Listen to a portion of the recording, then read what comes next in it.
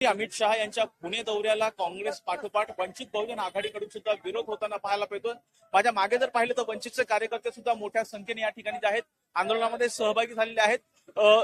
जो नीट पेपर फुटी प्रकरणामध्ये जे विद्यार्थ्यांनी आंदोलन केलं होतं त्यांच्यावरती जो लाठीचार्ज झालेला होता त्या लाठीचार्जच्या निषेधार्थ या ठिकाणी जे आहेत जो लाठीचार्ज झाला होता त्याचा विरोध करण्यासाठी काँग्रेस पक्षाकडून जे आहेत आंदोलन तर सुरू आहे। त्याचबरोबर वंचित बहुजन आघाडीने सुद्धा या ठिकाणी निषेध आंदोलन सुरू केलं आहे। काय सांगाल अमित शहा यांच्या दौऱ्याला विरोध?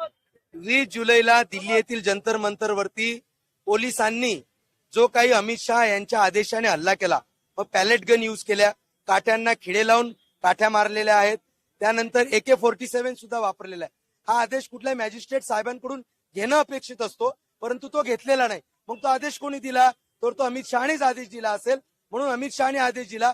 अमित शहाने आदेश दिल्यामुळे त्या ठिकाणी 150 पेक्षा जास्त मुलं हे हॉस्पिटलमध्ये ऍडमिट होते।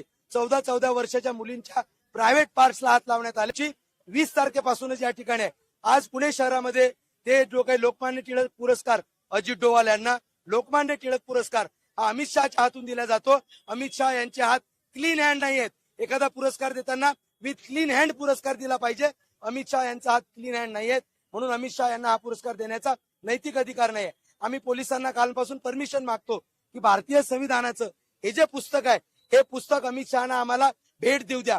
किमान हे पुस्तक भेट दिल्याच्या नंतर त्यांची जी काही बुद्धी आहे ती या भारतीय संविधानाप्रमाणे चालेल, परंतु पोलीस प्रशासन आम्हाला तसं करू देत नाहीये।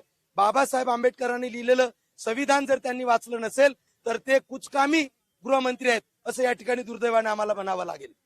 केंद्रीय गृहमंत्र्यांनी नीट पेपर फुटी प्रकरणामध्ये विद्यार्थ्यांनी जे आंदोलन केलं होतं त्यांच्यावर जो लाठीचार्ज झाला त्या घटनेच्या निषेधार्थ राजीनामा दिला। ऍक्च्युअली धर्मेंद्र प्रधानांनी जो राजीनामा दिला तो अकाउंटेबिलिटी त्यांनी स्वीकारली, परंतु 150 मुलांवरती जे काही हल्ला झाला त्या हल्ल्याला जबाबदार अमित शहा आहेत। अमित शहानी सुद्धा राजीनामा दिलाच पाहिजे ही आमची मागणी आहे। आता एक कायदा सुद्धा संसदेमध्ये आणला गेलेला आहे। नाही, कायदा जरी आणला पण 150 मुलांना मारहाण झाली त्याचं काय? त्याची अकाउंटेबिलिटी कोण घेणार? अमित शहानी घेतली पाहिजे। अमित शहाला त्या खुर्चीवर बसण्याचा अधिकार नाही। अमित शहानी राजीनामा दिलाच पाहिजे, त्याच्याशिवाय वंचित बहुजन आघाडी स्वस्थ बसणार नाही।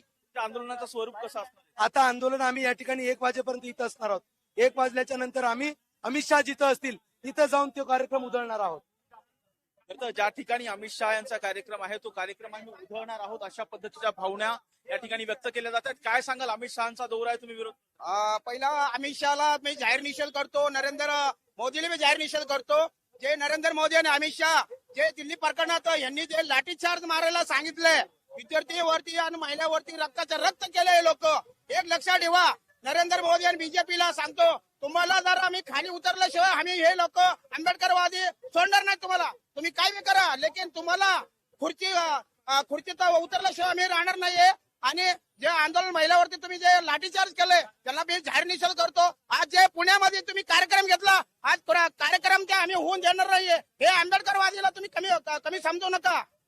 पुण्यामध्ये जो कार्यक्रम होणार आहे अमित शहा तो कार्यक्रम आम्ही उधळून लावू, तो कार्यक्रम होऊ देणार नाही अशा पद्धतीची भूमिका वंचित बहुजन आघाडीकडून जी आहे ती व्यक्त केली जाते। त्याचबरोबर अमित शहा यांच्या पुणे दौऱ्याला आता काँग्रेस पाठोपाठ वंचित बहुजन आघाडीने आता विरोध केल्याचं चित्र पाहायला मिळतंय।